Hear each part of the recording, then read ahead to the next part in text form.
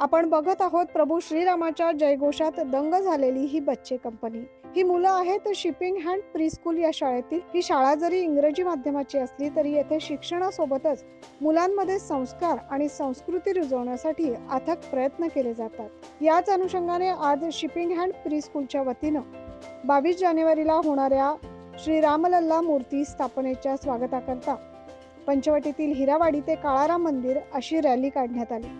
या रॅलीमध्ये नर्सरीच्या मुलांसमवेत पालक देखील सहभागी झाले।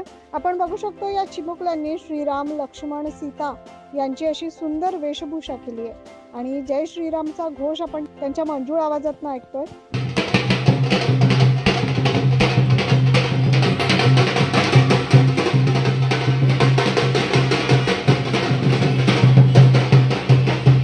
रॅलीच्या माध्यमातून श्रीरामाचा जयघोष करीत आयोजकांनी देखील भजन म्हटले, टाळ मृदंग आणि ढोल ताशाच्या तालावर ठेका धरला।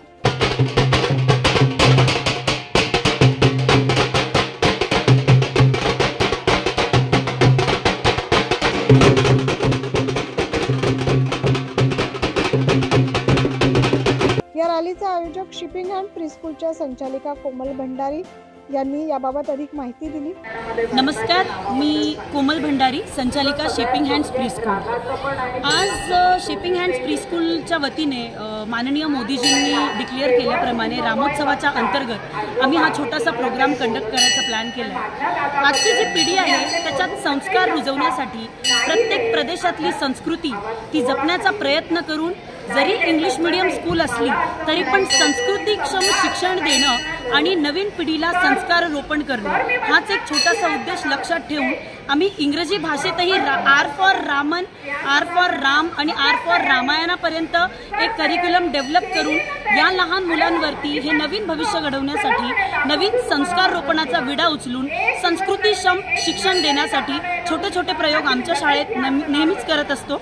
आणि आजचा हा छोटासा उपक्रम आम्ही सर्वजण भाग्यशाली आहोत की आम्हाला श्रीरामचंद्रांच्या पावनभूमीत हा छोटासा एक कार्यक्रम करण्यासाठी आम्ही नशिबात ठरलो। हिरावाडीतील समाजसेवक संचालक राहुल खोडे, त्यांच्या पत्नी निगदा खोडे, सौरभ काश्मीरे, हर्षल देशमुख सोबतच स्कूलच्या संचालिका कोमल भंडारी यांच्या पुढाकाराने या रॅलीचं आयोजन करण्यात आलं। माननीय पंतप्रधान नरेंद्र मोदी यांनी केलेल्या आवाहनाला प्रतिसाद देत शिपिंग हँड प्रीस्कूलच्या बच्चे पार्टीने या निमित्ताने धार्मिक आणि सांस्कृतिक परंपरेचं मार्गदर्शन मिळवलं। 9 न्यूज महाराष्ट्रासाठी प्रतिनिधी साहिल बेलसरे।